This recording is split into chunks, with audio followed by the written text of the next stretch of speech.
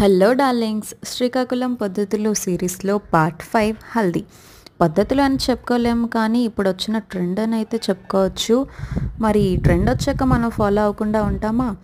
ఇలా హల్దీకి అయితే మొత్తం డెకరేషన్ అయిపోయింది. వాళ్ళ స్కూల్ ఫ్రెండ్స్ డైరెక్ట్గా స్కూల్ నుంచే వచ్చేసారు. ఇంకా ఇక్కడ మా నీతు అయితే స్టేజ్ ఎక్కి దిగనంటే దిగనని చెప్పేసింది. ఎంత దింపినా సరే రావట్లేదు. దీనికి ఎంత స్టేజ్ పిచ్చి ఎక్కడ పట్టుకుందో నాకైతే అర్థం కావట్లేదు. వాళ్ళ ఫ్రెండ్స్ వచ్చాక మేము డ్యాన్స్ చేయకుండా ఉంటామా?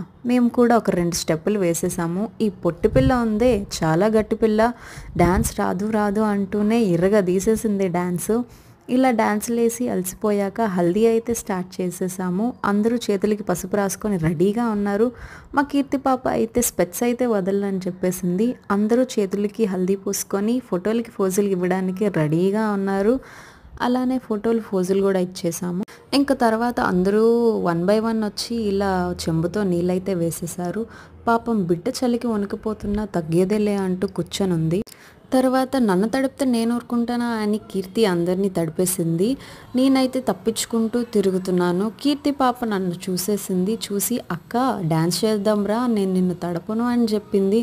హే రా, నేను తడపను అని చెప్పింది. నేనైతే గొర్రెబిడ్డలా నమ్మేసి వెళ్ళాను. లాస్ట్కి నన్నే మోసం చేసింది, నన్ను కూడా తడిపేసింది. మా నీతు అయితే ఏకంగా స్నానమే చేసేసింది.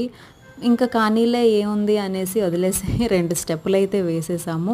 So next video main celebration ఉంటుంది. అది మిస్ అవ్వకుండా ఉండాలంటే సబ్స్క్రైబ్ చేసుకోండి. అలానే ఒక లైక్ కూడా కొట్టండి. మా హల్దీ సెలబ్రేషన్ మీకు ఎలా అనిపించిందో కమెంట్ కూడా చేయండి. ప్లీజ్ సబ్స్క్రైబ్ చేసుకోండి. బాయ్.